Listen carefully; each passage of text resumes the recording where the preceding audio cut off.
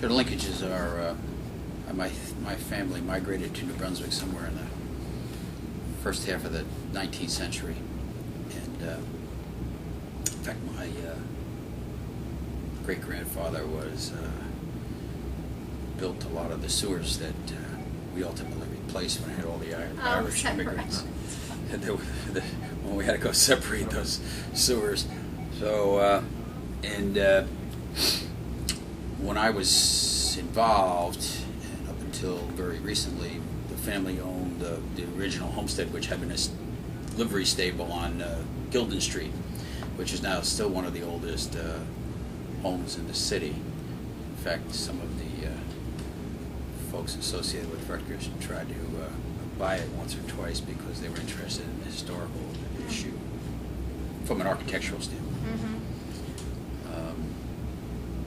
So, and my father had been involved. He was a lawyer in New Brunswick, went to Fordham, came back to New Brunswick, was a local magistrate, and then under the old form of government, a commissioner, and then the mayor, which was an appointed mayor, and then had gone to the state senate in 1956, I suspect, yeah, and ultimately became the first Democratic Senate president in 50 years when they went to the one man, one vote proportionality, and the Republicans no longer were controlling the county lines.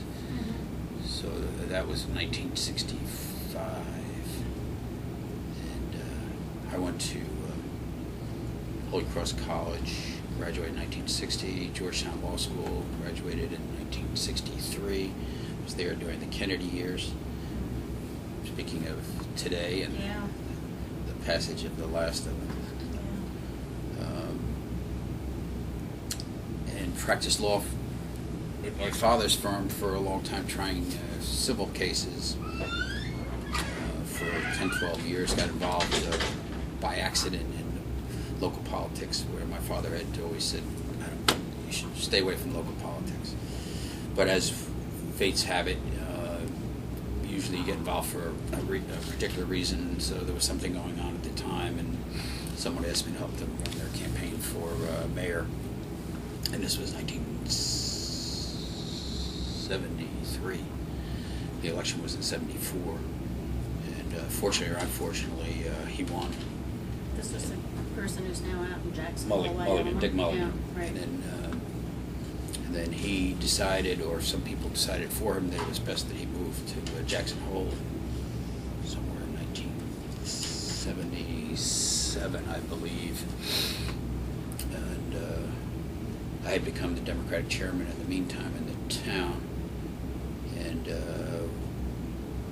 our so-called movement was either going to move ahead with a new leader, or we were going to retreat to the people who had preceded. And so I made the fatal mistake of running for mayor, and ran in a primary against George Hendricks in 1978. And Hendricks was pretty formidable, as a matter of fact, and was a long-term councilman, and indeed stayed on the council for many years, and is a good friend of mine, and very much associated with Rutgers. He and his brother Pete. Can you speak some of what some of your campaign themes were? Or? Well, in those days, it was really about the beginnings of the notion that you could make a difference in New Brunswick, and you could see real redevelopment, and that we had an aging infrastructure, and we had, more importantly, from the standpoint of providing services, we had a tax base that had totally eroded. The central business district had gone from being the biggest rateable base in the town to nothing. As a matter of fact, I think in the mid-1970s, the total ratables in downtown New Brunswick had diminished to something around $25 million. And of course, stores were empty, and crime was rampant. Had all the symptoms of an aging urban community, as we've seen in so many in New Jersey. And the question always was, could you really do anything? So the campaign themes were, how do you rehabilitate the public schools? How do you get the resources to redo your infrastructure? How do you create some positiveness and hope? And then ultimately, how do you meld together the communities that were willing to work, namely the corporate community, the government community, and the academic community with Rutgers, and then the citizenry as a whole. One of the more challenging tasks as we moved down the road was the politics of corporate America and the politics of academia and the politics of government are so different, and trying to understand each other's problems and being able to make decisions and make commitments, I think was critical to the process. And at the same time, keeping in mind that you have to sell the public every day about what's in it for them. And each project, each acquisition, each eminent domain, each new infrastructure investment, I think you have to try hard to convince the community as a whole as to why it works for them, and not just the provincialism or parochialism that you'll find in so many places where in one ward they'll say, what's in it for me? I'm not getting anything out of the downtown. So ultimately, when we started putting in major investments into the central business district and grew the rateable base, as well as the payments of lieu of taxes, we were able to, I think, clearly demonstrate that most of the improvements in the schools, particularly in the ability to spend money on schools, rehabilitating schools, and upgrading staffs and so forth, and most of the money that was utilized to rebuild your infrastructure with an aging water system and sewer systems and roads, etc., as well as the improvements in the neighborhoods, all the way down to Shade Tree, were directly result of the improved rateable base. And then, of course, you go beyond that to demonstrate that all of the things that were happening in the downtown New Brunswick, whether it was the arts or planning or the basic community activities, enhanced the whole community, and the arts became open and accessible to all segments of the community in one fashion or another. So actually, if I could start, you're ultimately elected, of course, and then maybe if we can start with, you mentioned some of the different players, the university, etc. Yes. So, and the corporations. We can start with J&J and their involvement and their objectives in this, and then if we can then turn maybe briefly to Rutgers and others. I think that J&J, most people look at J&J as a deep pocket. In fact, they were more critical to the redevelopment of New Brunswick from the standpoint of the human resource. And, I often have credited, and still do, Dick Sellars, who was the original driving force and had the vision to see that you could do something and convince people that there was a goal that could be achieved here. And when he brought in American Cities... What do you think was driving, Sellars? Because at that time, many, large corporations were leaving.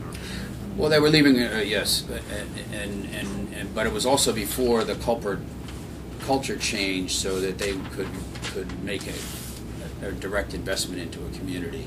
Now it's a little more difficult for them. They're very much more careful about getting their fingers dirty in any way, shape, or form, and rightfully so. But Dick also was a political animal, for lack of a better term.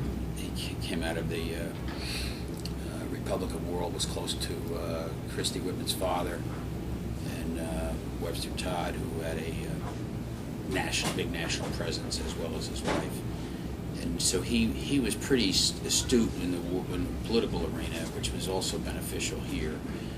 And he had the courage to, I think, see that it would be also a good marketing piece for J&J to demonstrate their commitment, a la the General Johnson credo, and that they could achieve financial benefits as well as benefits to their image by staying in New Brunswick, participating in its rebirth, and indeed in the early years providing a human resource throughout.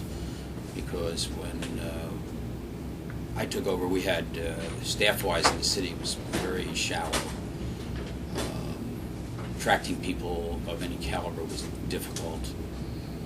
We had, so-called planners who wouldn't talk to the engineering staff, who wouldn't talk to public works, and so coordinating anything was very, very difficult. And it took us a number of years to start recruiting higher-end caliber people who weren't in it because of turf issues and weren't parochial and were willing to look at the bigger picture. So, which was another benefit of the dollars that we were generating, because we started recruiting people with headhunters to fill spots in the city.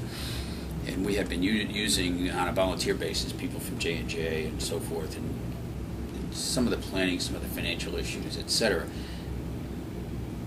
They were fine, and they sort of were a stopgap. They didn't understand the government world, so you had those problems. But Dick Sellars, I think, singularly had the courage and the vision to move this all forward.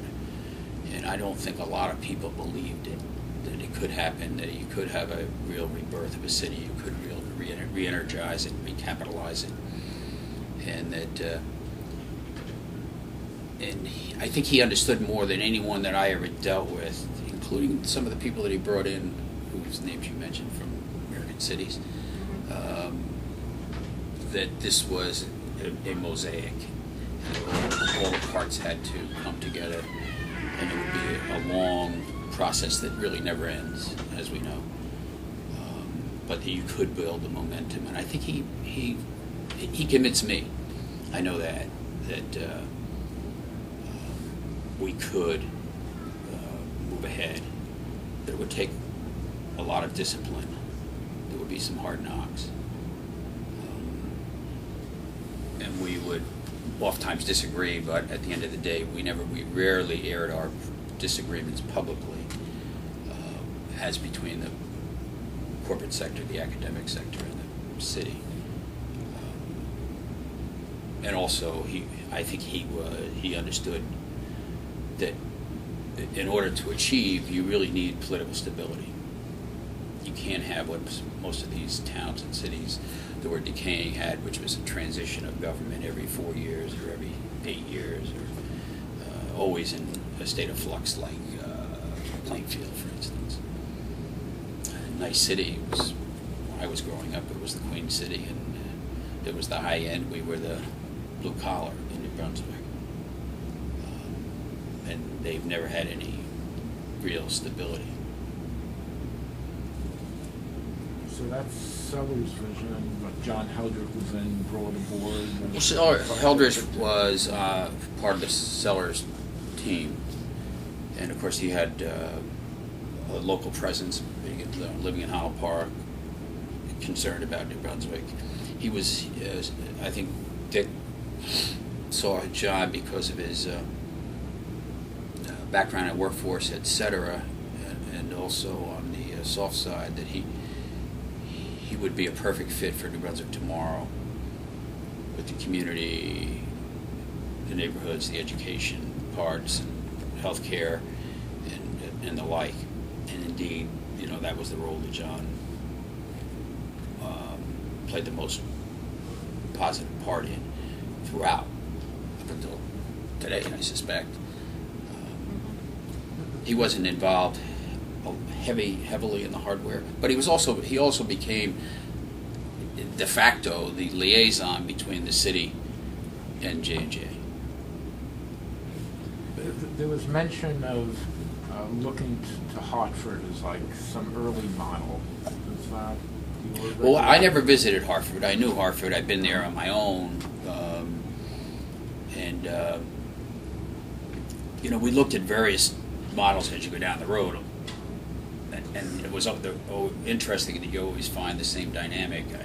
You seem to find the same dynamic that you can try to stimulate, even for instance in the retail side when we built the Ferren Deck and put a retail center there, for lack of a better term. It really wasn't 60,000 square feet or whatever, but it was all publicly financed, and that was sort of like to jumpstart and just to show some signs of life. But if you look around, and as you do, but you know better than I do, that when you see redevelopment occurring in the old urbans, be they small or large, you start with hopefully some arts, restaurants, office parks, office centers, a lot of government, and ultimately you hope to create a positive environment so that you can ultimately attract residential development, new residential development, which takes quite a while, as we proved in New Brunswick, and as cities like Cleveland proved today that they still haven't gotten there. They started doing so much in their center city, and it was all good, but they never quite got to that next level where they built a real living environment in their core. And until you do that, you can't have competent retail. And it seems that everybody follows the same basic pattern. I must say, just as an aside, I never appreciated how long the time horizon, how long it has to be.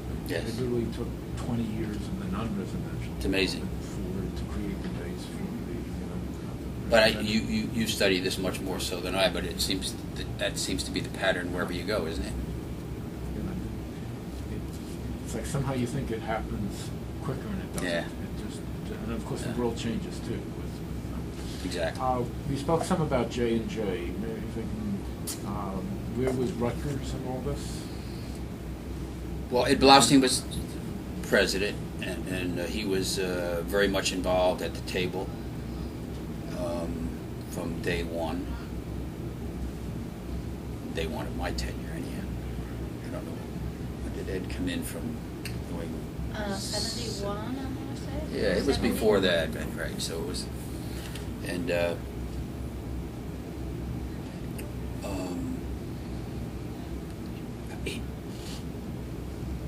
he also provided a lot of human resource for the city, planning, arts, etc., as you know, and was at the table.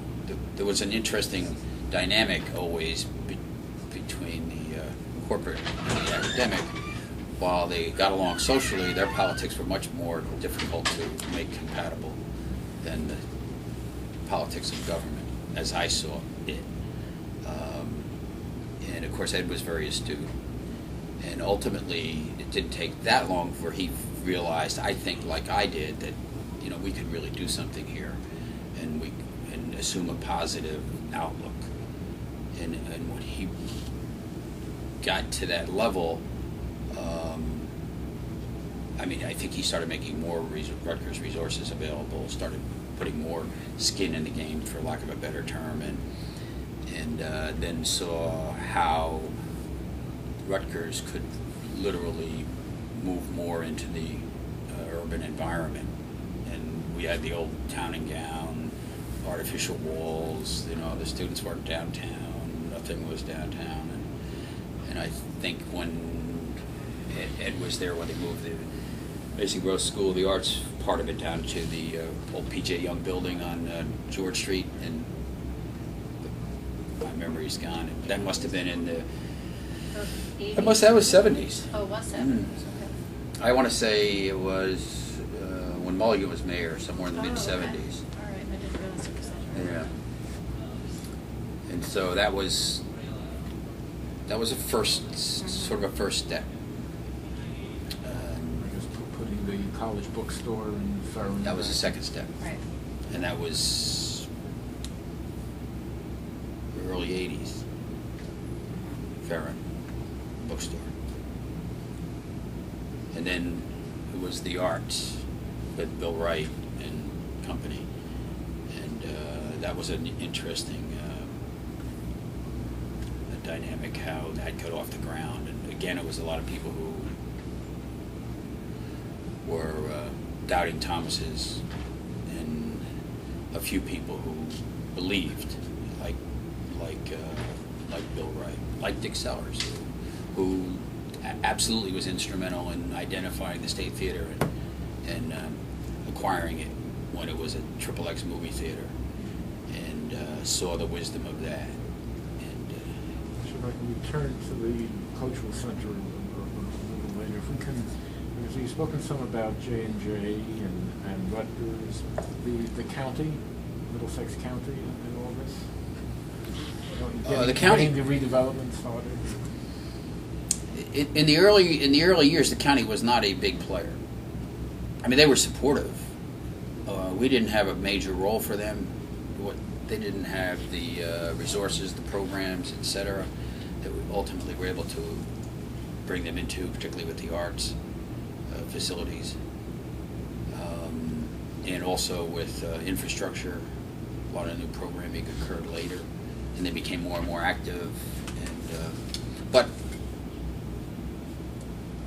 Steve Capestro and Molyneux and all those people were very, very supportive, and I'm trying to pinpoint particular programs where they were helpful. They were helpful, of course, with some of the housing nodes in a peripheral way,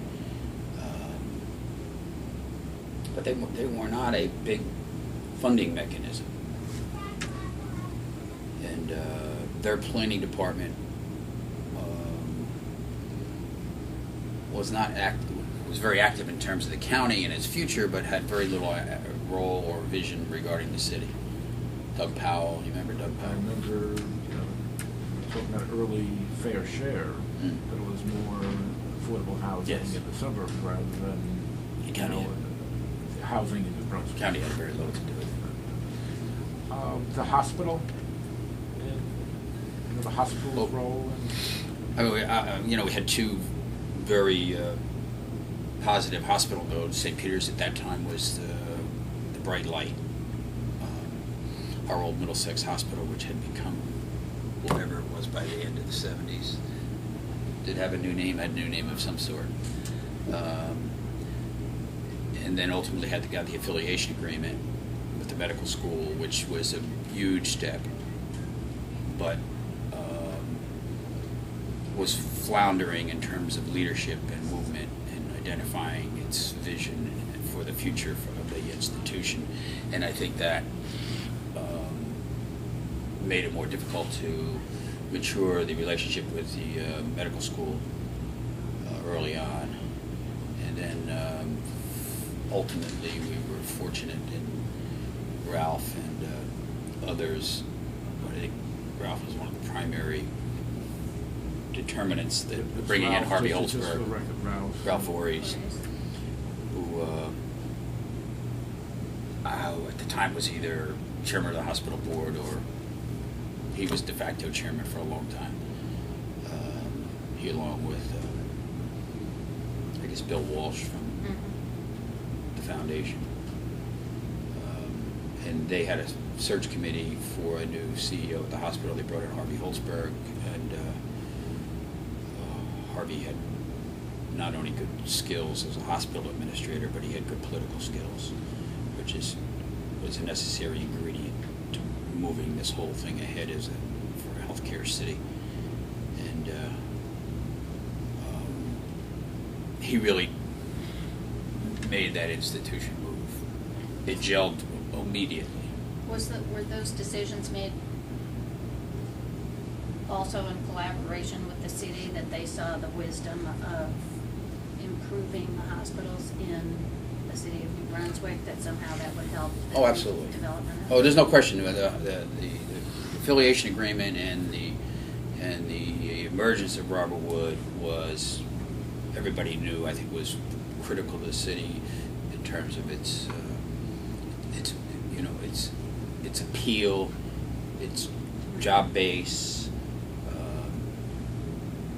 and the quality of life generally, but just as importantly, the perception of it changes the New Brunswick vision from afar. Because one of the biggest problems you have going back is people are, I said doubting Thomases, people were totally negative about cities in that era, as they are today. It's about a lot of the cities, the old cities in New Jersey. And so you couldn't get people from East Brunswick to come to New Brunswick. And the word always was, they'll never happen. And they're not secure, you can't park, you can't do this, and how are you ever going to make this thing work? The hospitals, in particular, particularly Robert Wood Johnson and the medical school, the Robert Wood Johnson Medical School, brought a lot of people into the community who otherwise would not have been there, created an aura of excellence that was very much involved in the rebirth of the city from the standpoint of its not only actuality but perception, which is always critical. I mean, they became to us what the Cleveland Clinic is in Cleveland. I think, Cleveland still has that credibility. Not necessarily a whole lot more right now, but because the economy's so good. But they were a huge part of the rebirth of the city. Whether it was intended that way or not, but I think most people understood the significance of their becoming a major healthcare institution. And other members of the business community? We spoke a little about J&J. Again, just getting it started. Some of the banks or... Well, fellow I just saw he died recently, Lynn Hill from the National Bank, was Dick Sellars would use him to fill gaps, which wasn't a lot of money, but in those days it was critical. So yes, he was I think Sellars was able to leverage some of those people in the early days, and then ultimately he leveraged Johnson. Johnson, he borrowed some money from them, which before he left, he paid off $12 million or something on the plaza. He paid it off when he sold the plaza projects to DKM, which we all had issues with, but because it was Dick Sellars and the fact that he felt he had an obligation before he left town to pay off everything that was owed to J&J, nobody even blinked, because he was entitled to that level of respect no matter what he said, given what he had put into the city and its credibility. I just don't think that we would have ever gotten off the ground were it not for him. So if we could establish some of the scene and some of the players. I hate saying that about a Republican. Or an Obama period, whatever that means. Yeah. Whatever that. What do you envision as, looking back, some of the key projects and how they came about? We've spoken some about the players, so that you mentioned the deck, and if we can talk a little bit about, the deck, the cultural center, just how did these things happen? Well, the deck was critical to show you could do something. If you looked at it from today's perspective, you say, what was that all about? But it was putting some points on the board, changing the perception, creating an environment that would start to become attractive, providing more parking at the same time. And mind you, the least publicized part of the redevelopment process throughout has been the ability to utilize the parking authority from day one, because they have enormous power under the law. So that we don't lose that, because I think that's underappreciated. Speak a little bit about that, and maybe we'll go back to some of the significant keystone projects. The parking. The parking authority is under the parking authority law in New Jersey. They have a broad base of power that actually is broader than redevelopment powers. They can buy and sell. They can acquire in futuro by saying it's going for parking. They can create good revenue streams. They can be some people look at them as a typical authority that gets out of control. Well, that can be, but unless you have quality members who are acting in consort with a redevelopment process. So if you look at any project that's happened in New Brunswick in the last 25 years, the parking authorities played an integral role. And indeed, in many cases, they could not have happened without the parking authority. And you'll see projects being talked about today, whether it's the Easton Avenue Somerset or Joyce Kilmer Patterson. Deeply engaged in that is the parking authority.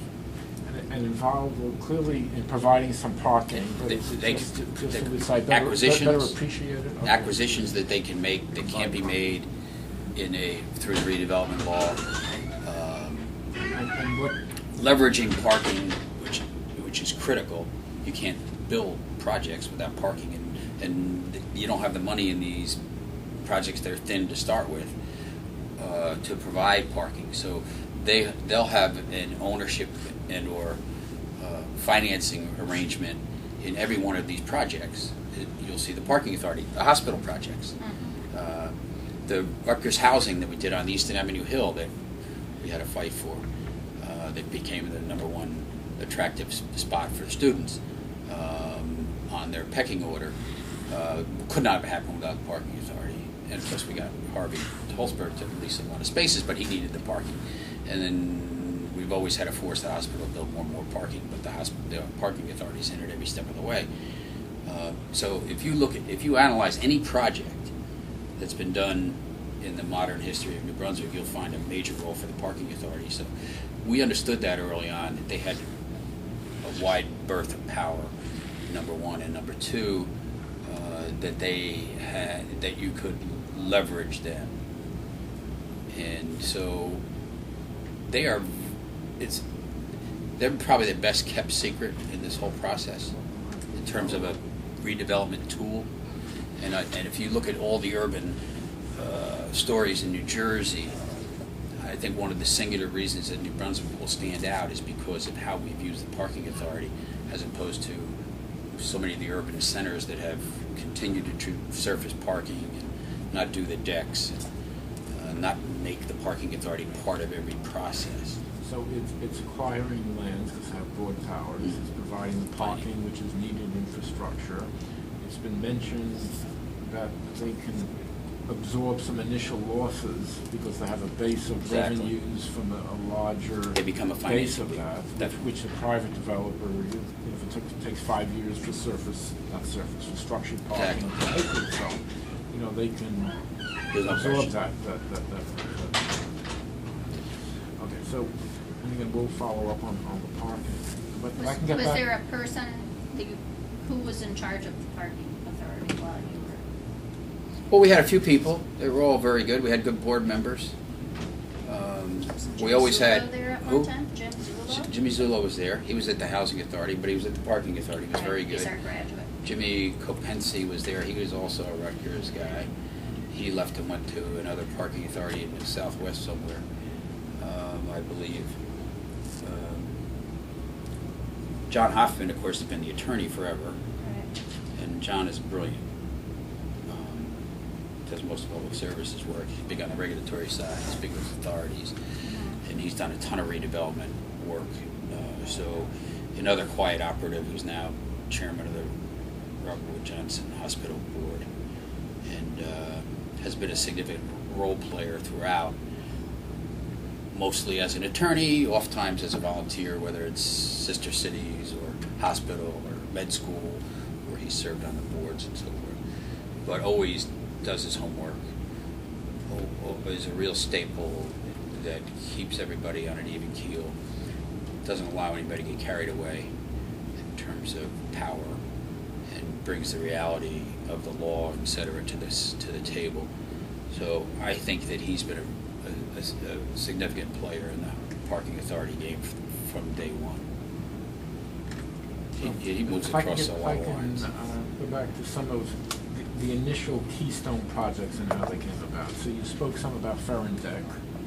I leave it to you. What do you think? Well, I'm having difficulty in my head. You mentioned the Easton Avenue project. Well, that was about the time of the Ferren Deck, right? Easton Avenue Rutgers? Yes. No, that was later. Oh, it was. That was, I guess the Hyatt, your recollections of the Hyatt? Well, the Hyatt was another Sellars vision. He saw it because of J&J's needs. He saw it in terms of the credibility. We had to fight our way through the federal bureaucracies. We were able to achieve Urban Development Action Grant money at that time in the Carter administration.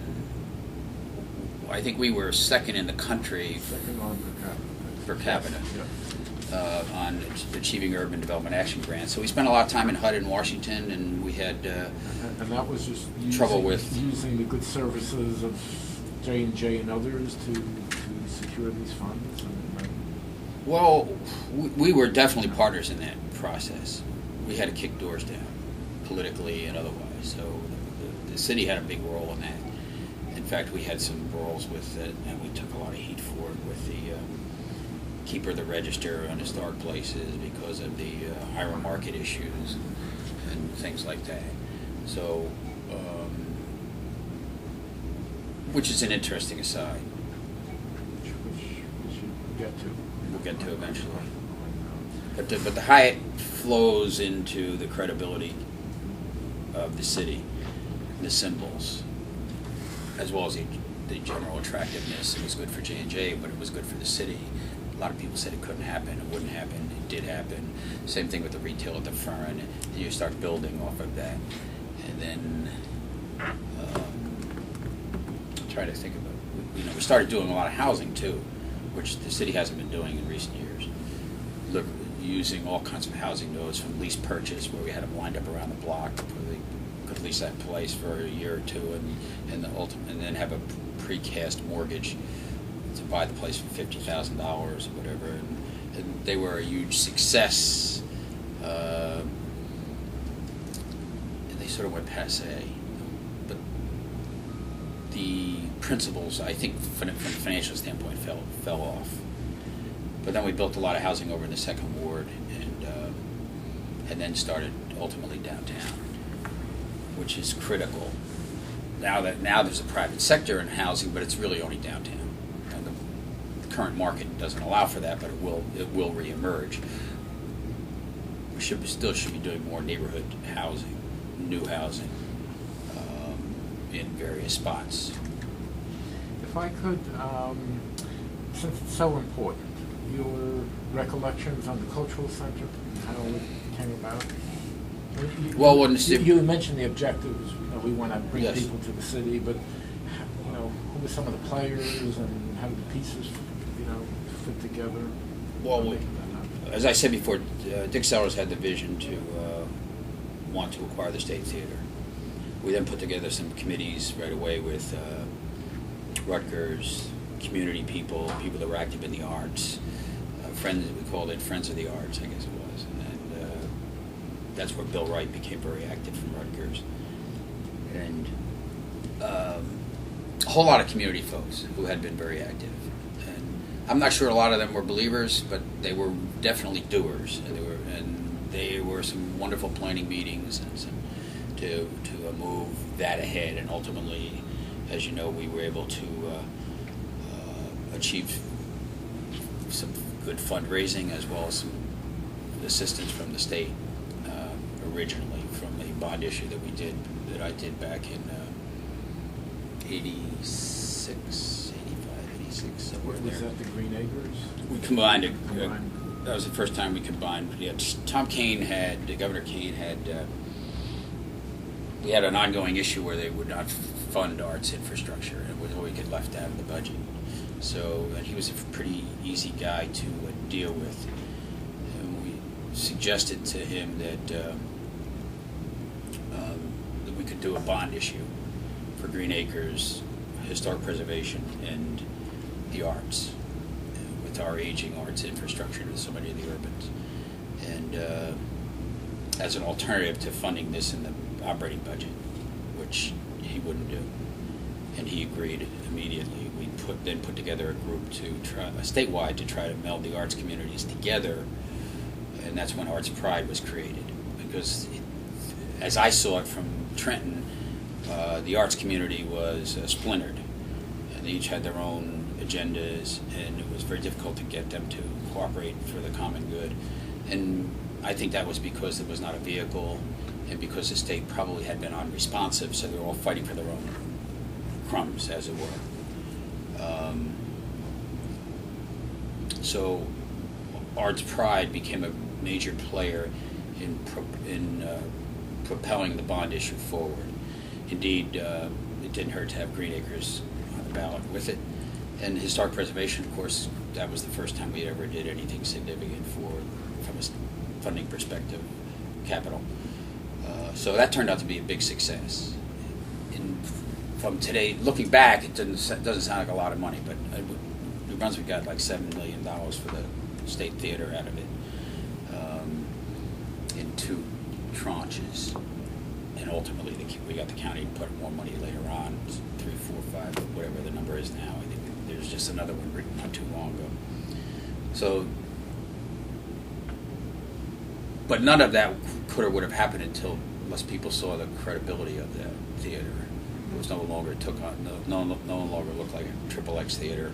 It now had a real vision and outreach. And of course, when it opened, in the first instance before it was redone, and the redo was magnificent. But when it opened, it was a big success. People were attracted from all over. It opened up the city.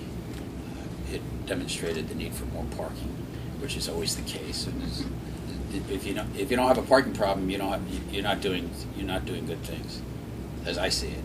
You always need more parking. And Hopefully. also supported the parking authority. Oh yeah, with absolutely. Route 18, which J&J was saying they wanted to see that. So your recollections on Route 18 and how that helped move along the redevelopment? Route 18 going all the way back to the bridge, because that was going on from the 60s and had been blocked repeatedly by I don't want to say the environmentalists, but people who had concerns about the impact on the river, etc. And the canal, yeah. But the canal park does not come into New Brunswick. There were some people who drew the line at the New Brunswick border. So the DNR Canal Commission, who, I support their work, but if they had had jurisdiction in New Brunswick, it would have made the redevelopment very, very, very difficult. Very difficult, because they would have had jurisdiction throughout the whole central business district. And too many cooks spoil the broth, and you can't have a hodgepodge of planning going on to make things come out correctly. You can disagree, and you can go left or you can go right, but you can't go both ways. And that's what they would have brought to bear, I suspect. But in any event, the bridge was finally approved, funded, and dedicated in my father's name, because he had been one of the early proponents of it and fought for 20 years. And it was on my watch, which was pure coincidental, because I wasn't even a mayor when they named the bridge after him. So. And the issue was whether it was in navigable waters or navigable waters. That was going back. That was one of the issues, yeah. Because I remember one of the assemblymen, I think it was Bill Hamilton, who's now the city attorney, walked across the river at one point during a campaign in his boots at low tide. But the bridge was critical, and that movement through the city, which has now been enhanced by the current upgrade, which is wonderful. Just had the dedication. Yeah, I just read this morning about the dedication. So I guess the Home News had an editorial for that. Yes, I saw that. So it's good timing. So that was going on for years and years and years. Forever. And I guess it just ultimately to get the Army Corps and others to finally sign off on the bridge. It was the Army Corps, and of course the state had their issues too, because they were being peppered by people who were opposed. But it was one of those that, regardless of how you look at it, it had to be done. It just never should have taken that long to go through a process. We've seen that before, but it really stymied the city because we became much like a dead end. Your perspectives on, Hiram Market, I know was the controversy. Well, we have mixed emotions about Hiram Market. I never, I always respected the opinions of the people who wanted to preserve it. I have my disagreements, Allison and even some of the activists. But and we had our public fights, as it were. But never, none of the planners that I dealt with, or just using basic sense, I think, indicated that you could make a viable community out of Hiram Market, given the circumstances. That there wasn't enough there to make it work financially, and it would require an enormous amount of money, and there wasn't a lot to restore. We ultimately had the two restaurants, and a lot of people thought I was opposed to them because they were very active in the preservation of the Hiram Market. And when we ultimately took it, went forward with redevelopment, everybody suspected we were taking them out. And there's no way. I mean, there were two. They had made significant investments. They were both productive, and one obviously had higher quality than the other. But we just worked around it. As a matter of fact, people in the city were surprised that the city officials were surprised that we just didn't want to do that. It made no sense. They could become an integral part of that residential community, and that's worked out pretty well. And indeed, the residential community that's there was critical to the city and its future, as with the rest of the housing nodes that have been implemented, including the most recent high-rise. But I'm sure we'll see a lot more of that in the days to come once this current malaise passes us by, hopefully, because I think the future of the city's there in terms of the housing. Any other, I've just mentioned some. Yeah, Rutgers, of course. Various projects. Any others that you think were particularly important? Well, I think the Rutgers Easton Avenue Hill project was critical. Can you speak a little about how that came about and what was well, we had gone to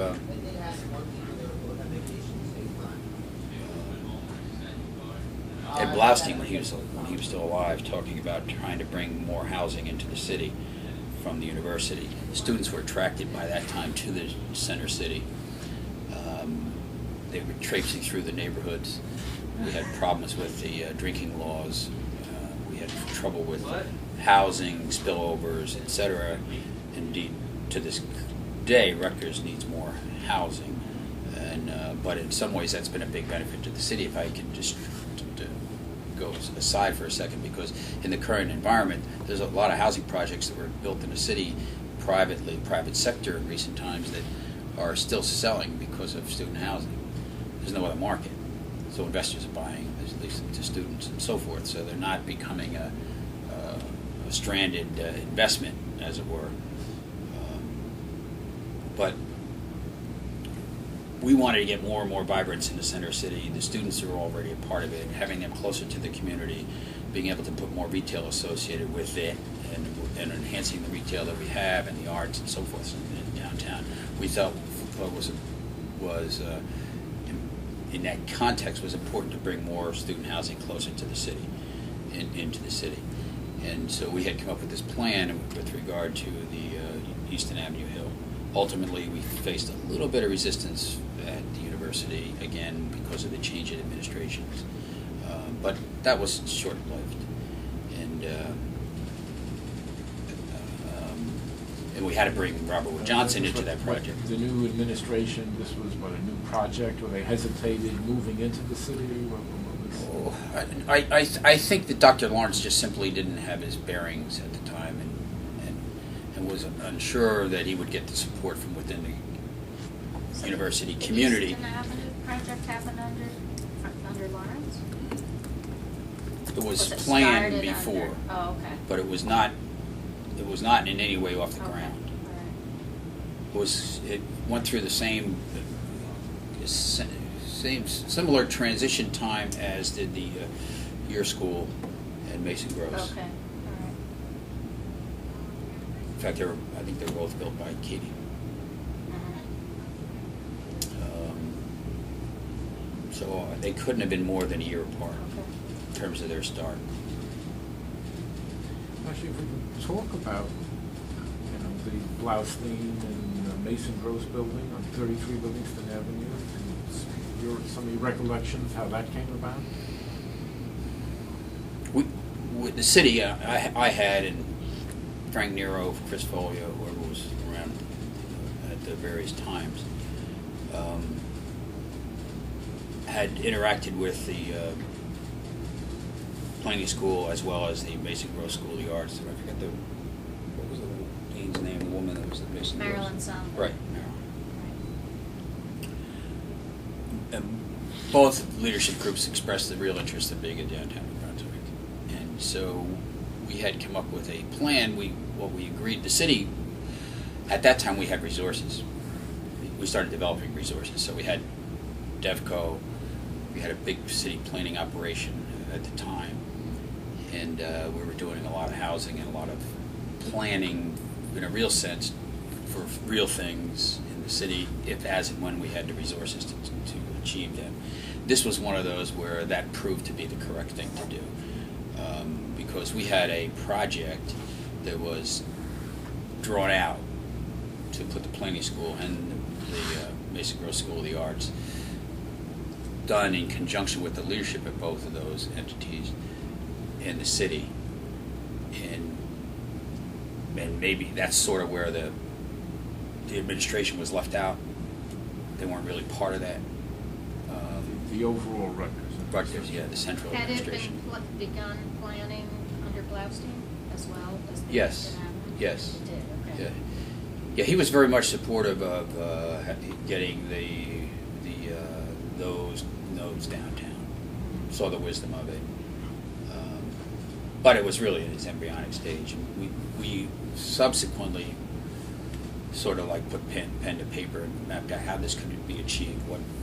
What would be its cost, generally speaking, and then and we had a lot of support from the your institutions at Rutgers, as well as central business district people in New Brunswick. And there hadn't been a whole lot of fanfare about it, but it was there. And so when Governor Florio in 1992, early 3, yes, end of 92, early 93,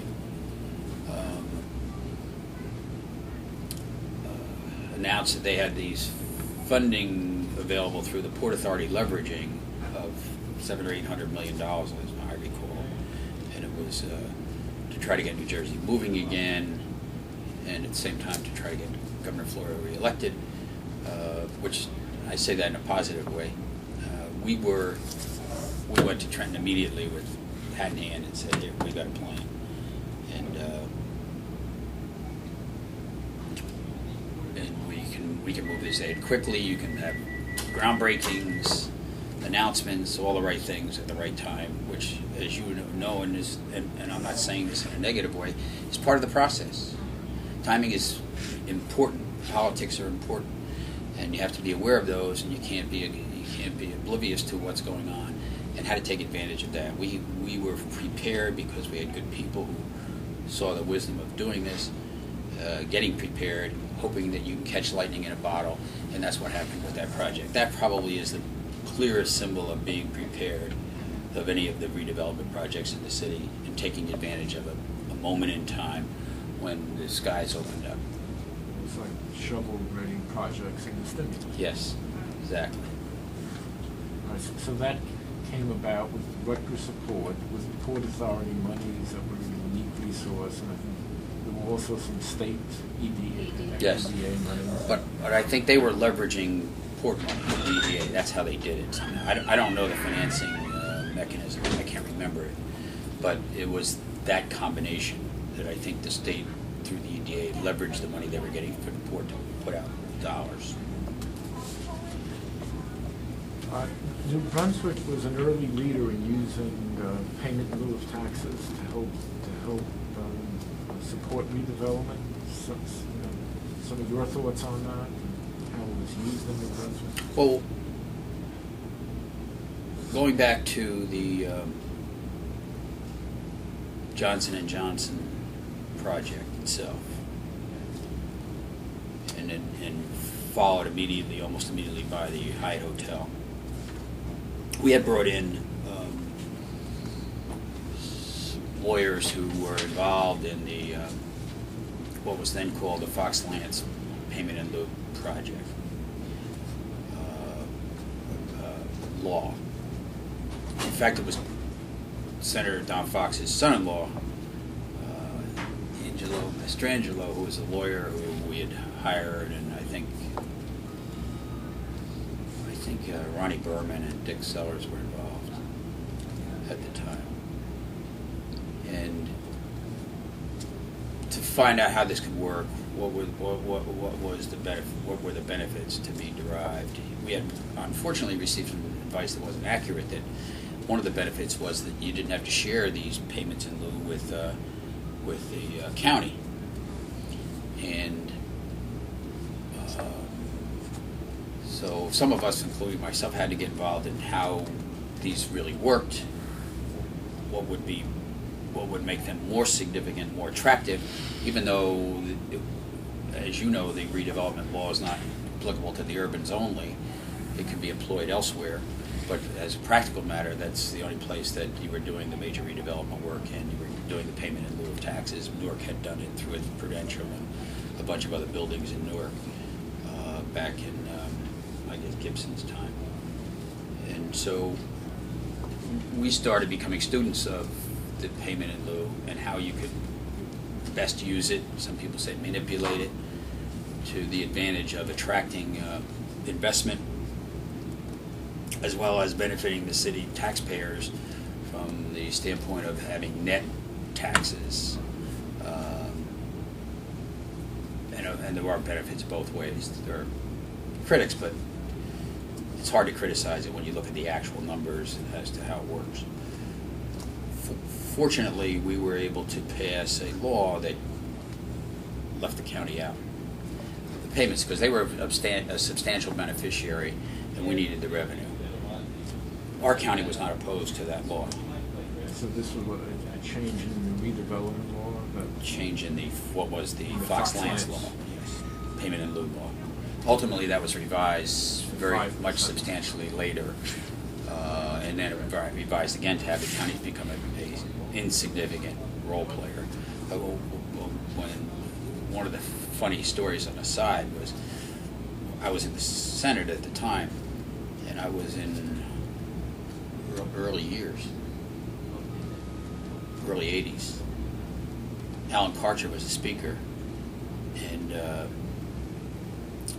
the way the bill was worded, unless you were really paying attention, you didn't understand what was going on.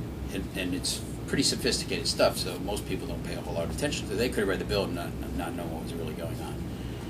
And Alan was the speaker, and he posted the bill, and it passed in the Assembly after it passed in the Senate. And then ultimately he sued in behalf of a community in Hudson County challenging the law because he didn't know what happened. And I think Peter Shapiro was also he didn't pick it up, and he ultimately, he had been he was the county executive in Essex before he ran for governor in '85 against Kane, and he challenged it as well. So, but it survived the tests going up the ladder to the Supreme Court, I believe, and then ultimately was revised 6, 7, 8 years later to give the counties a little piece of it. All in all, it's worked out very well. The city's been able to take advantage of it because, as you know, we've done it using the payment in lieu. We've really done a de facto tax increment financing to pay for infrastructure and other parts. And so it allows you to get more flexible and creative, and you know more about that than I do.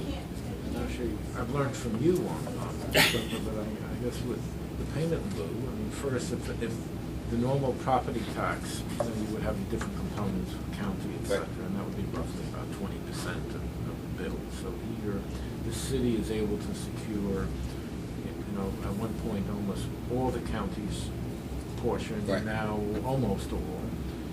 So that's one benefit. And two, it all goes to the municipality. Right. So it gives, because municipal government in New Jersey just really doesn't have much. Right, exactly. Much. So it's not for the schools technically. It also, if I understand correctly, Doesn't go into rateable base. it doesn't go into the rateable base, so it doesn't reduce some aids that you would be getting. Including school aid. School aids. Just as an aside to that, we're doing some work in Atlantic City. Atlantic City did all the redevelopment on a property tax basis. Yes. Their state aid went to nothing. I remember. So All the casinos that's right. destroyed. The irony is it should have been redevelopment, and it should have been a pilot, and that wouldn't have happened. Some of us went to their leadership on that very issue, but they didn't want to take it on. They also didn't want to use eminent domain in the first 20 years of Atlantic City. And I guess the benefit from the development end is that you can get, because of some of these advantages, you can get some discount off of the property, what the property tax payment would be. So are those?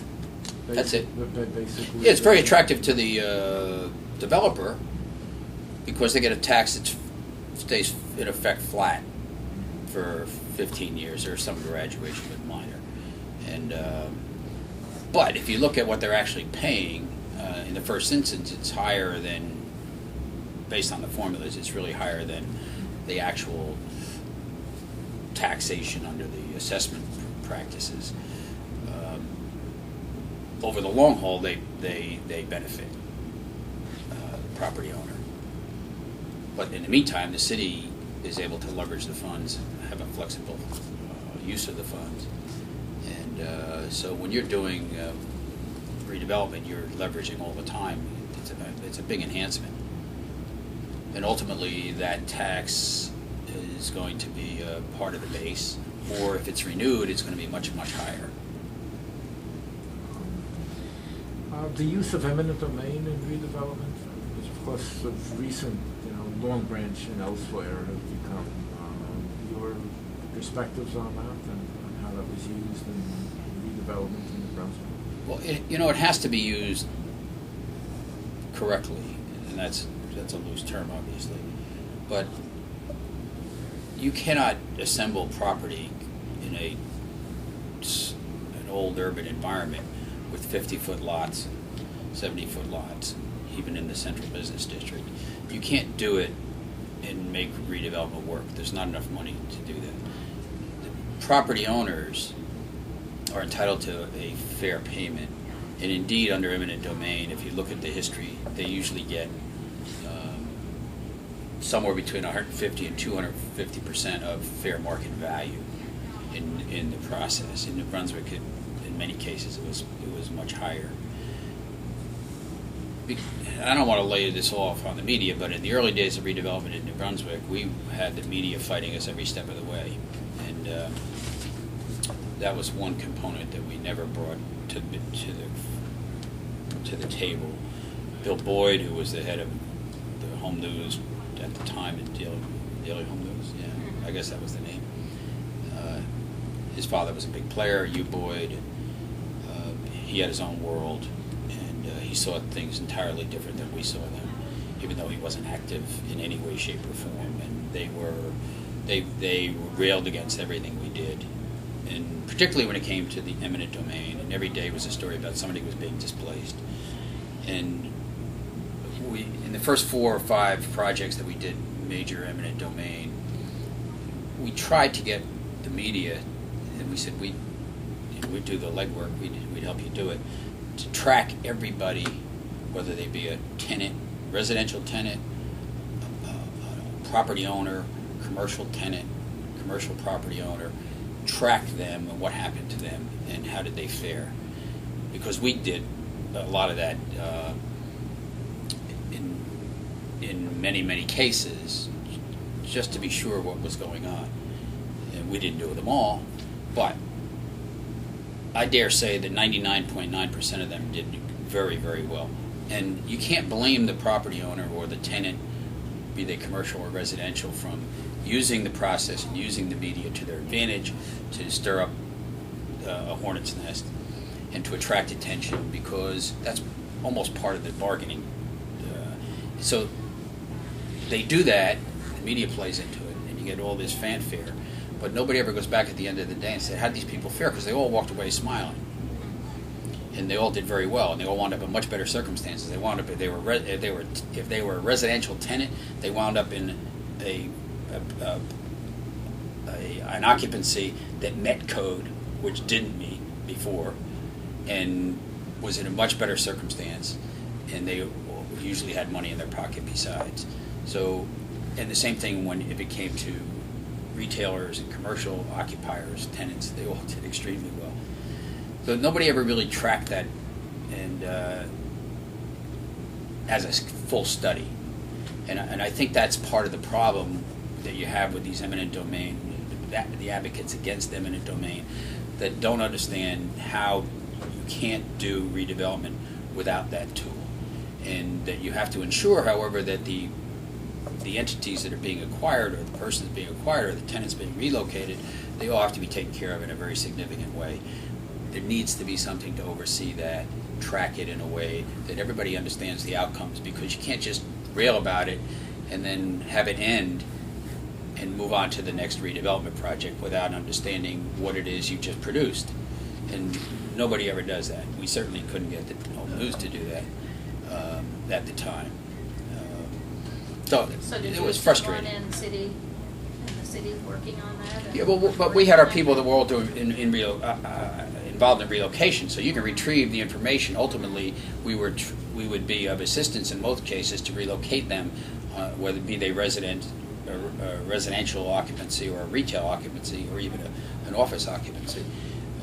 So we knew pretty much the outcomes in our files, but you'd have to talk to the people at the end of the day to see if they were smiling. And I know a lot of them personally who wouldn't talk to me and became very, intractable. And a year later, were smiling and having a good time.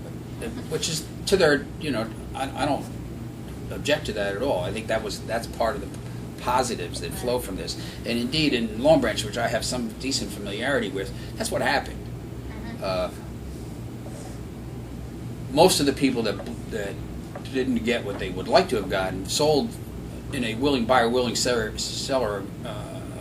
atmosphere in Long Branch, because a lot of those properties were acquired by the developers for the major, whatever the name of the major project is. It was the biggest one. They were acquired in advance because the developers saw the wisdom of doing that, banking properties, and not going through this. Then there were a lot taken later using eminent domain. And then they started a couple more redevelopment projects, some of which haven't gotten off the ground, that had eminent domain power. So the same thing, the same dynamic played out in Long Branch that played out in New Brunswick in terms of the publicity and the advocacies. And then you had all these legislators and others jumping on board to frustrate the use of eminent domain without having a clue as to the positiveness, the need for it. And they're the same ones that complain about the cities not being able to operate on their own, fund their schools, and do everything that needs to be done, and they won't allow them to have the tools to do it. And here you had tools that were there; they just needed to be overseen correctly. Nobody from the state ever comes in and says, "Well, what are the outcomes? Right? Are people really being tossed aside and losing at the end of the day?" And the answer, I think, is clearly they are not. But nobody ever puts that in a study and says, "Wait a minute, you're all railing about eminent domain and its outcomes, but nobody knows the outcomes." It's interesting. I don't know if you knew Don Kruckerberg. He was a professor. I know the name. Who actually ended up purchasing one of the places in the Hiram district maybe about 10 years ago. was living there. He passed away of pancreatic cancer, but leading up to when he got ill, he decided his next book was going to be on eminent domain. He was doing a lot of research on it. Remember that? He had like piles of articles, and he had gone down to Long Branch a few times. I bet the city still has files. Yeah. I would think they still have to have them through the redevelopment agency, the housing authority. Mhm.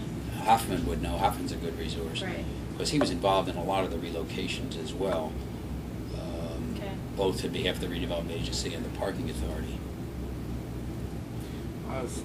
Speaking of another take on the relocation, memorial homes, Mm-hmm. some of your perspective on that. Well, I mean, the memorial homes were built in like '53, and at that time there was a wave in the country to build high-rise, low-income housing, and build them in center city, and in many cases built them in your prime land. Unfortunately, New Brunswick was part of that, and then what happened with the memorial homes is what happens with most of the high-rise, low-income housing across the country. They're badly managed.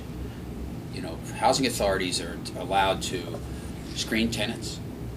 That doesn't mean you have to have money, but that does mean that if you have 3 people convicted of drug dealing and everything else, you're not going to go in there. Or if you don't pay your $25 debt, whatever it is, they don't operate them as a property manager. And this is universal throughout the country.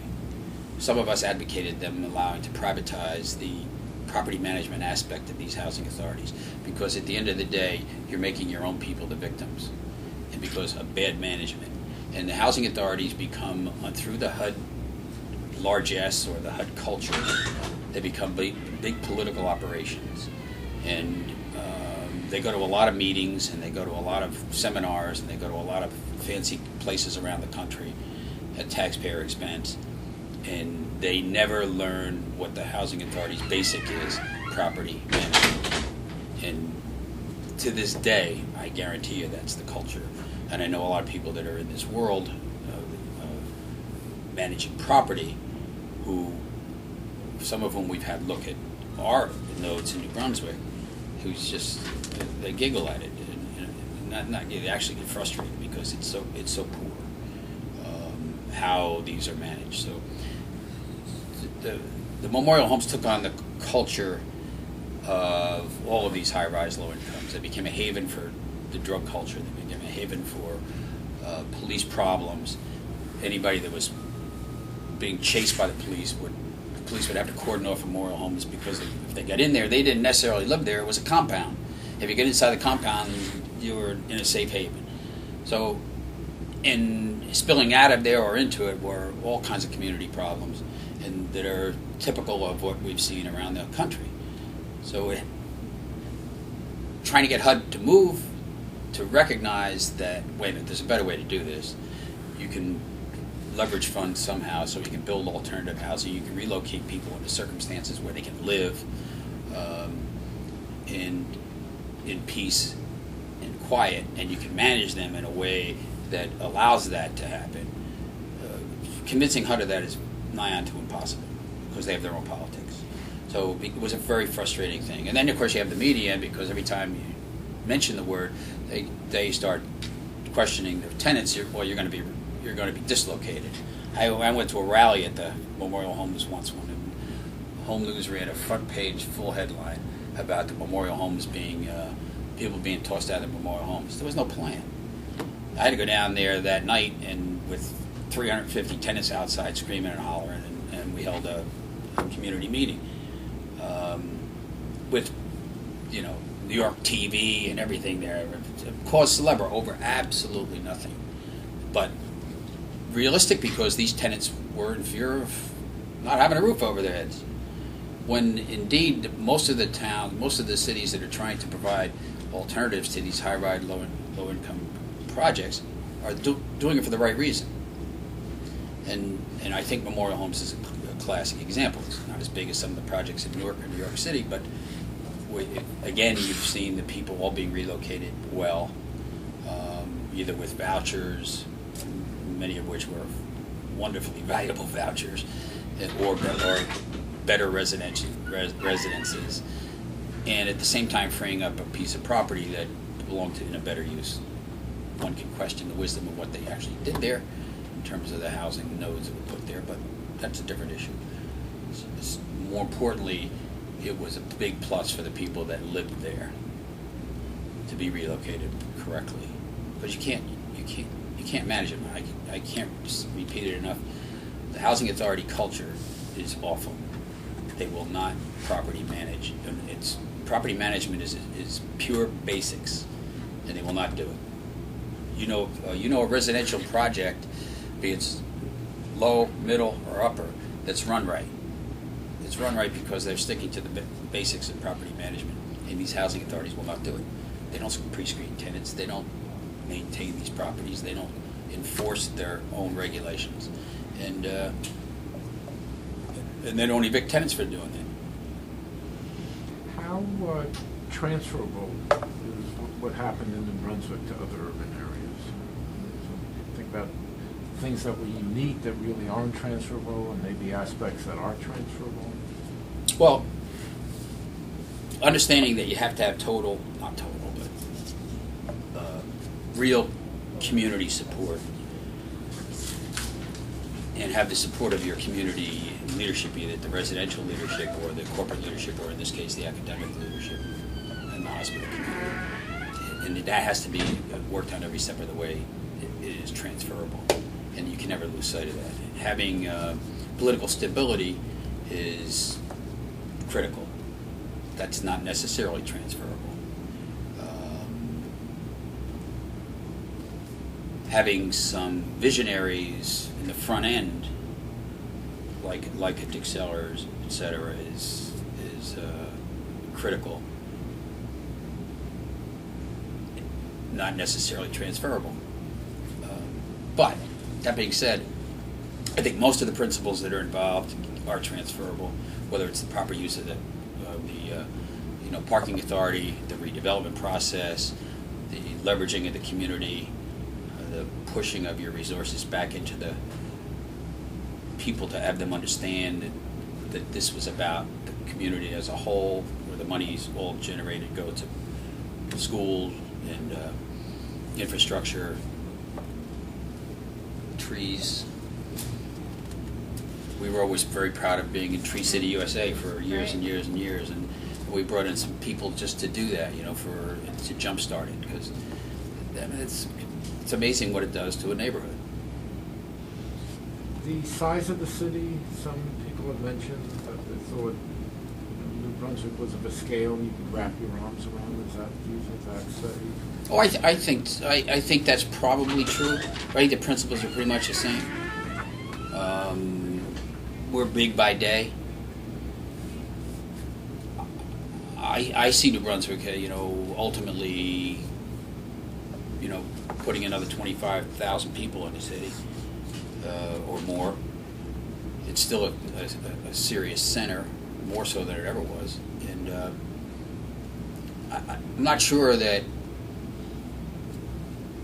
Newark, because they're 240,000 or whatever they are today, is any different in terms of the principles and the ability to get your arms around it. They have enormous police problems. They have to get their arms around those in the first instance. I don't know how you do anything else for it. The only thing I agree with Rudy Giuliani is that he cleaned up the perception of crime in the city and enabled it to then take on its luster again. And Newark has to do that. They certainly have the corporate community, big time, more so than New Brunswick. They have the educational community. They have Rutgers and several other institutions of higher learning, and they have the location. I mean, they're on the water. They're across New York. What am I missing? So, I don't know, and I don't know the current circumstance with the Cory Booker's administration. I assume they have a lot of good things going on. Generally, it's not a good time to be in the urban redevelopment game, but changing the image of the city, not unlike what we went through, is critical to the process, because you can't. It's the perception that probably is as important as any other factor in this whole process. If you can't change that perception, you're not bringing the people in that you need. Some people have mentioned to us the fact that some of the principal players, even if they moved out of New Brunswick, were nearby. They lived in Highland Park, or they would worship, come back to church on Sunday in New Brunswick. Do you think that was a factor? Well, it certainly helps. You had a lot of people who are New Brunswickers, for lack of a better term, who either were in Highland Park or in North Brunswick or in East Brunswick or Franklin Township, who still felt a part of the community, and there were different dynamics to each. You take Franklin Township, you had a lot of the Hungarian community that was part of the history of the city, and Johnson & Johnson, who left the Somerset Hamilton Street 5th Ward area and moved into Somerset. They're still there. They still a lot of them go to the Hacks. They go to the church. They participate in the community. They go to some Hungarian restaurants, and they still feel a part of the greater community. So there's no question that's important. Like it is to Jersey City, where everybody's from Jersey City, no matter where you go in this country. Right. If we could, with hindsight, we went up 2020, hindsight, looking back on redevelopment, things could have been done differently, or so that's sort of, if we can look back, and then if I could ask you, looking forward, like fast forward to New Brunswick, 20 years from now, what's your envision? But maybe if we can look back first, then.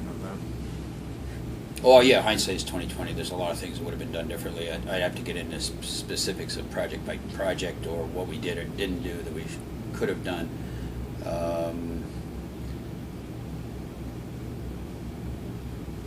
I hate to keep bringing it up, but I always thought that we didn't put enough emphasis on neighborhood housing, and some people would say that you're building monuments downtown, and there is some legitimate criticism to that, although that's been the lifeblood of the community: perception, business, jobs, as well as taxes that help with your schools, your parks, your infrastructure, etc. So I always have that, but I don't think you can ever do enough housing. Project by project, there were some parts of individual projects that always were of concern. You could take the Ferren Deck, for instance, in that retail space. What was that all about now? You had to put yourself back into the time. We were sort of wandering in the wilderness, needed to jumpstart. Did some planning, but not the best planning for sure. Got Rutgers to buy in, which was critical to it. You'd do it differently today. Indeed, that will probably be out of there from what you hear and read now, that probably in the next 10 years that will be yesterday's news, for a lot of good reasons. I'm trying to think. I'll tell you one of the biggest things that happened in the city that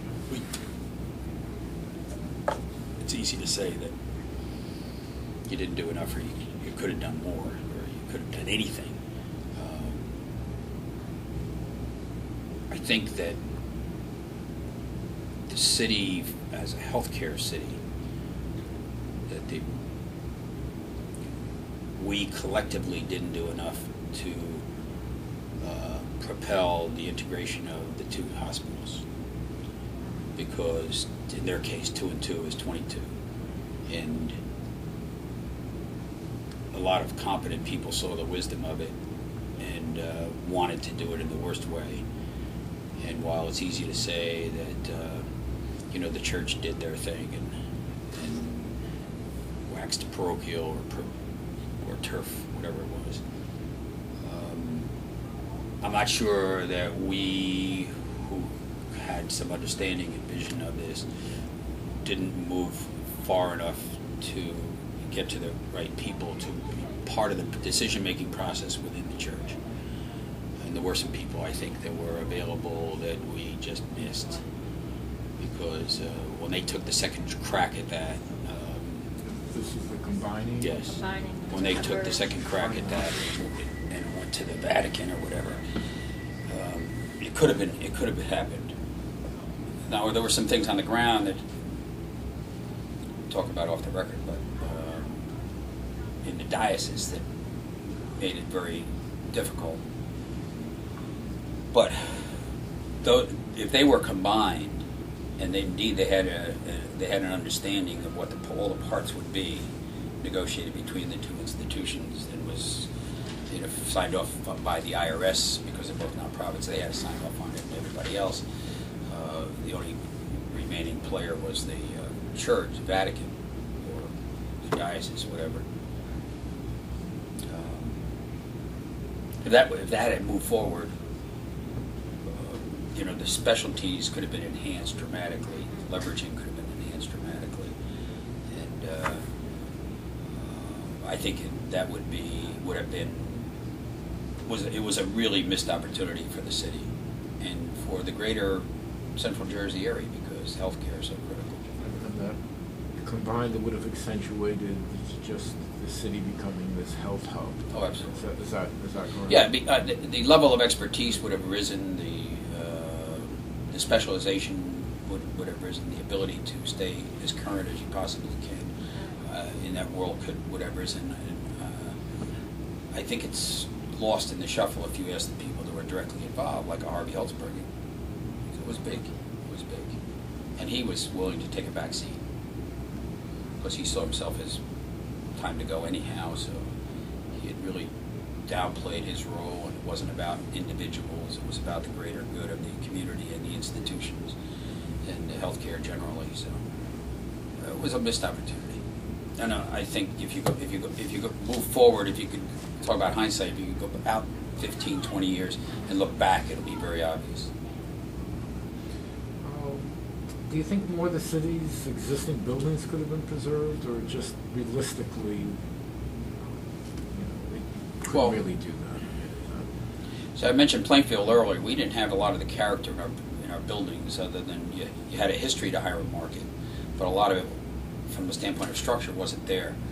It's like when we had the lock tender house issue that Mac Babcock and them analyzed for us and said, "There's nothing here." I mean, it's old, but it's been redone so many times and patched up that you had a lot of the same dynamic in Hiram Market, and there weren't a lot of other areas where we had real historic issues other than Hiram Market. Individual properties once in a while.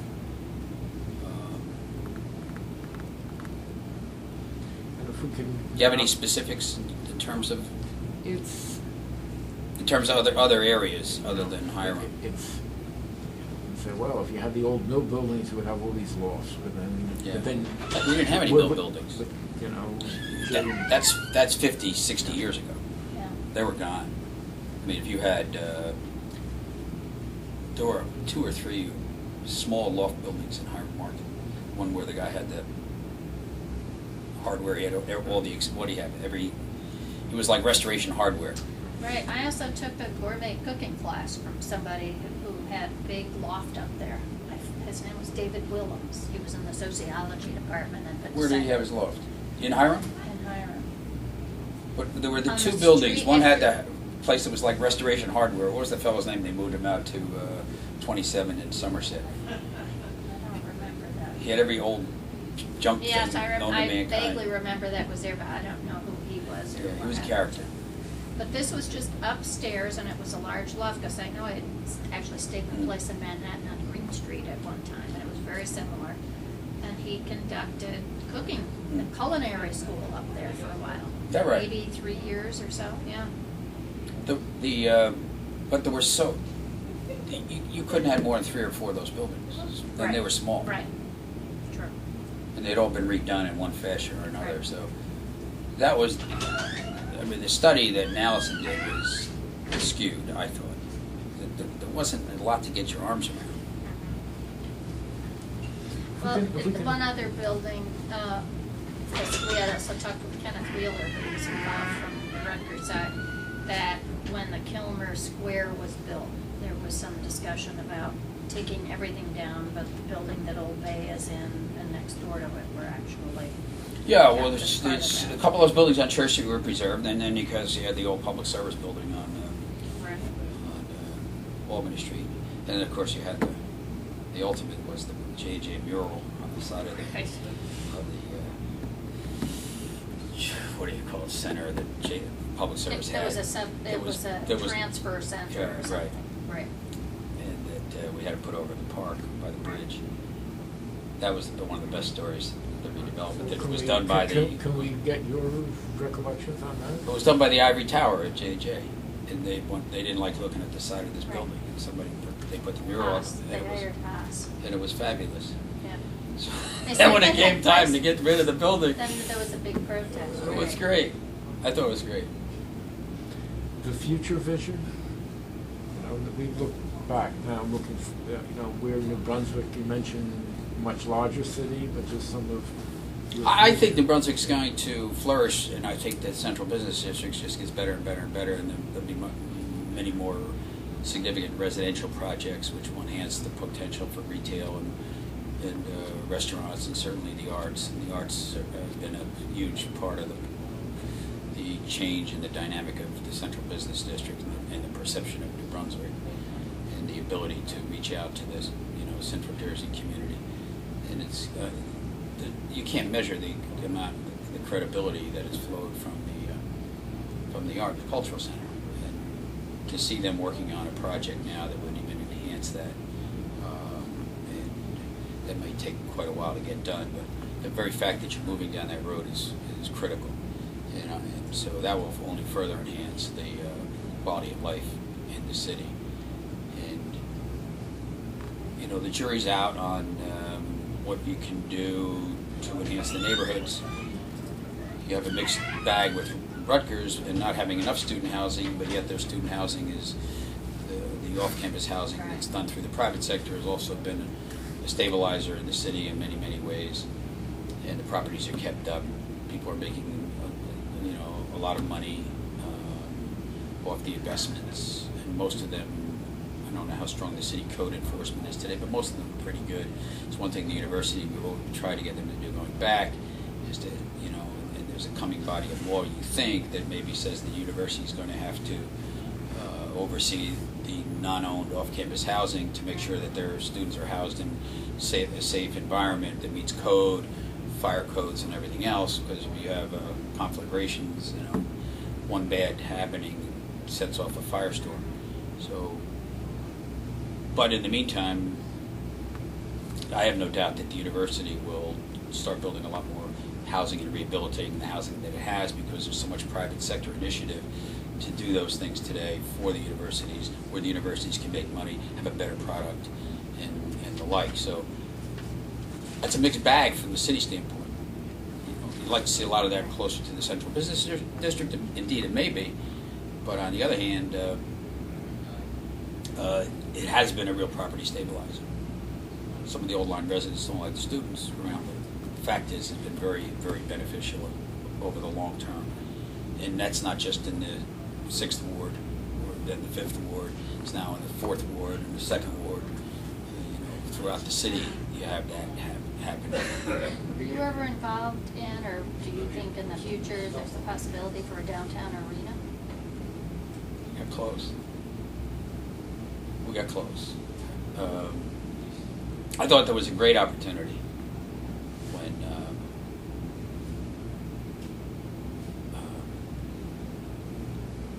Rutgers was looking at a different perspective on facilities, et cetera.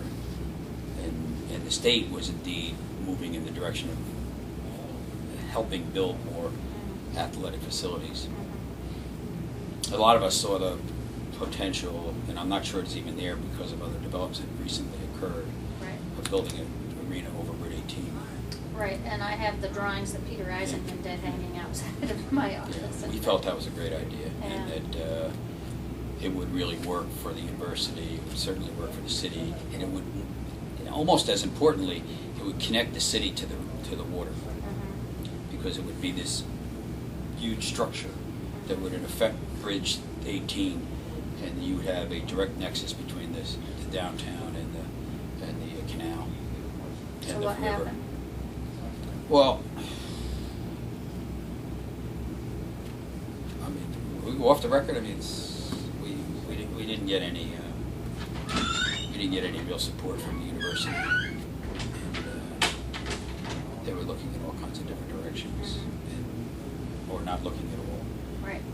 And it was not unlike what we saw with a couple of the other projects we talked about, but this was big. It really required a lot of involvement from the state, the county, the Right. city, the university, but it was doable. And I think it was a missed opportunity, particularly, well, I won't say that, for both Rutgers and the city. Right. I look at it from the city's perspective. I know it was a big missed opportunity.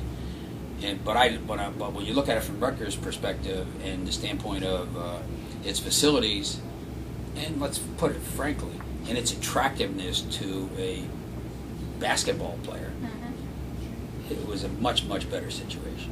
Right. And if I'm an urban high school kid coming in to look at Rutgers, and I go out to see the Rack in Piscataway, or I come downtown Center City in Brunswick and see this edifice that bridges the Route 18, it's not unlike what you see in some of the cities across the country, indeed in New England.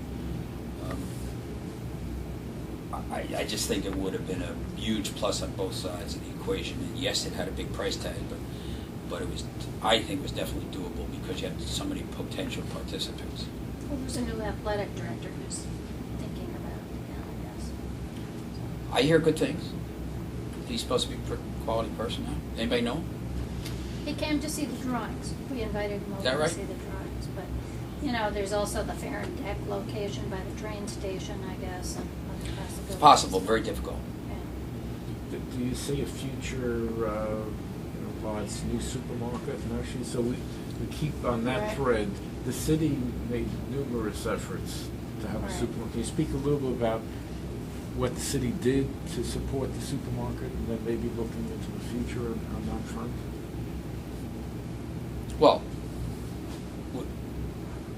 there are some interesting sides. We had the small supermarket that was on George Street, where it was owned by the Davidsons. They had a place in Belmead or Princeton or some other place, and they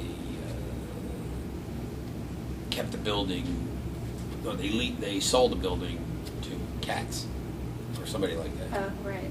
And they put a restrictive covenant that it couldn't be used for a supermarket. So we, of course, took it by eminent domain and tried to eradicate that, and then went off to the Supreme Court. And, I think we were successful. We might have had to pay $50,000 for the covenant or something like that. But in any event, that's one step along the road. Then you had small stuff built out on Route 27. We tried many times to attract someone to downtown. In recent years, they tried to put somebody at over off of French Street and Jersey Avenue. A major development over there. They had I think the mayor told me going back a number of years that they had a tentative commitment from an operator to put a significant supermarket there. And now, in the most recent take, is they're looking to do one in that Drift Street, Joyce Kilmer Avenue, Oh, really? Patterson Street, where the medical school has that old factory that was rehabilitated, Yeah. Right. where there's some surface parking. You have Gowan's used furniture, whatever it is. And the plan had been going back, and I assume it's pretty much the same, to cut through Kirkpatrick Street over to French Street and wipe out Gillen Street. And then have one property from Kirkpatrick Street, which would go through next to that red brick office building, all the way over to Joyce Kilmer.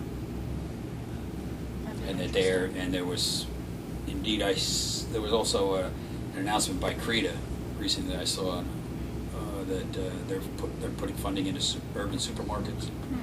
So potentially, now, can you get an operator? I don't see how you're ever going to have an operator to build a 60,000 or 70,000 square foot supermarket, but there are more boutique kind of supermarkets. We're not going to get a Whole Foods like Maybe you could get a Trader Joe. over at the Time Warner Building or wherever. Yeah, right. Have you been in that store? Which, no. Whole Foods? Yes. Off the Subway? It's quite an I've operation. been in the original Austin one, actually. Is that right? It's huge. It's like 5 stories with 3 levels of underground parking. In Austin? In Austin. Well, over there, you get off the Subway, you go up Yeah. the escalators, you go to the, Yep. people come out with their bags, you get I on the know. Subway. I know. Phenomenal. Right. Any further thoughts? And then if I can also ask, you've seen some of the people we're interviewing, who might be others? Who have you interviewed? Okay, do we have? I don't have the Oh, list. you I don't. have it in my head. John Halbridge, Ralph Voorhees, Eric Krebs, Andy Baglivo, Jim Cahill, Pat Sheehan, Ted Hargrove. Tom Kelso, Bob Campbell.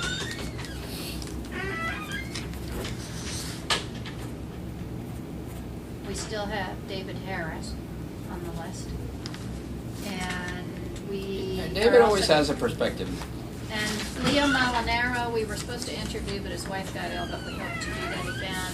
Where's Leo living? He's in Philadelphia in a retirement community in the Germantown section of Philadelphia. Henry Cobb, because I guess IMP is not able to be interviewed. Bill Well, Wright. Leo was more the hands-on person. Yeah, Bill Wright is going to be coming up sometime in the fall. Yeah, he's written to me not too long ago. He's now working. He's in Missouri, right? No, he's in, he might be, I don't know, but I got in touch with him through a consulting firm called VOR, which turns out to be Virginia O. Record. She Oh, does yes, like she- development consulting, Right. so he works with her, so that's. Yeah, but I think he wrote me, I think he was in Missouri. Because he left Right, Michigan right. State, he retired. He was Right. doing some things on the side now. Right, Chris Folio we talked to, Right. and Chris Palladino, we have a, We hope to Set talk up to next Frank week. Nero. right. Yeah, Frank was a major player. Chris was a major player. Mhm. Frank was there at the time that we were transforming into something that we were, gave us the power to do things. Right, So he came at the right time, and Frank was good at creating a human infrastructure with agendas that had real goals. Mhm. So he brought a lot of talent, and they were pretty functional. And of course, he was doing so well that he got recruited out to a higher end to run Jacksonville, and then ultimately the Beacon Council down in the greater Miami area. So he's okay. he's got a big operation down there. Chris, who studied under Frank, was great with the housing stuff, and then Right. certainly with the Mason Gross School of the Arts. And, Right. worked on it daily. Bill Wright, of course, without Bill Wright, the whole arts thing never would have gotten off the ground correctly. And he had a real passion for it, and he understood the dynamic of getting the arts pride community together for the bond issue. I mean, he was involved in every step of the way in terms of the arts, planning New Brunswick, planning statewide, mending fences, bringing the community together, bringing some of the business and financial leadership together. He did a great job. Krebs, of course, Eric is Eric, but Right. well, you have to give the devil his due. I mean, the perception that the arts could succeed in New Brunswick was generated in no small measure by Eric and what he did at a time when there was nothing. Back at the old Acme supermarket. And before It that, wasn't he a had, supermarket. before that, he had Brett West on Yes, Easton Avenue. yes. He said Al Pacino was in directing at one Is time. that right? Yeah, Eric's quite a character. right. Dave Harris, Dave's been a very important player in the community. I mean, I've run against Dave, and we've had our days in the back alley but we still remain good friends. We also interviewed Roy Epps and Ted Hardgrove and Jeff Vega. Pat Sheehan. Yes, and Pat Sheehan. Where's Ted? Mayor Kay. Ted is retired. I'm not sure where. He lives nearby. I'm not sure where. Very real nice guy. Right. He did a lot of work for Helpage, Yes. day to day. Roy, it was Roy.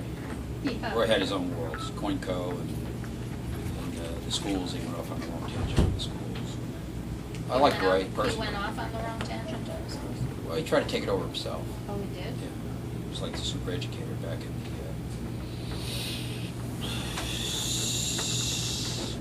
the second half of the '60s, early '70s. Hey, Trevor, I just went off to get Jack and, Until, that's when he's the already blowout talked to you, right? How about in the schools? There's current superintendent Penny Latimer. Penny's credible. Penny's always done really good things for the community at large, both in the schools and the arts. And she brings a lot of credibility wherever she goes. Larson, we recruited Larson because we needed somebody to lead the schools. And, on balance, it's easy to criticize the public schools because I always have my problems with public schools and the unions and all. But who really runs the show? Right. But on balance, he straightened schools out and brought them to a significant measure of credibility. Brought in some good people and brought calm to the arena because there had been a significant lack of that in the community. A lot of unrest in the schools. So there were no more security issues. And we had an issue with the schools going back where, because of the perception in New Brunswick that when they used to have the old middle schools, Right. People would leave after the neighborhood schools after the fifth grade, I guess it was at that time.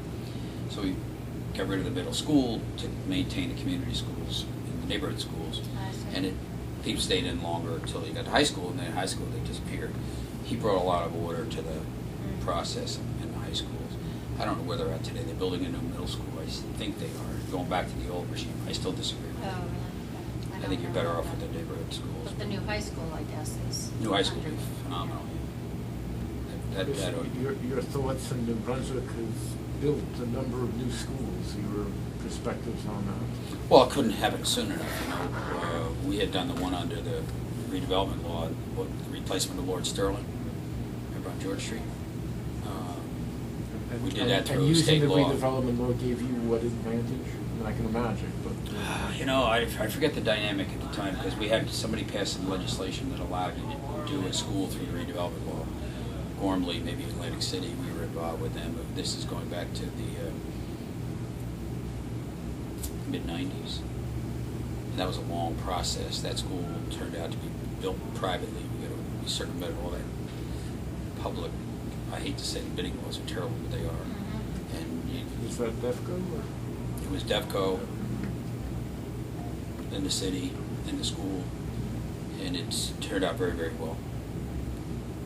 And that allowed you to just deliver more We try to efficiently? do the same thing with even the maintenance of it. I think the union forced their way into the deal. Unfortunately, it's about the Well, membership. we could send you a list of everyone, we've interviewed or will, and I'm sure there'll be gaps, so if you could. You see Leo, tell him I said hi. Bob Campbell Yeah, we did. was a huge something. player in terms Yeah. of the hospital's credibility. Bob wasn't directly involved day to day, but he would be involved with the arts. He'd be involved in medical, in the healthcare community. He was involved in as a designated hitter many times. Heldridge or somebody would bring him in because he always brought calm and credibility, and it was pretty hard to argue too loud if Bob was in the room. He's a really, really great guy.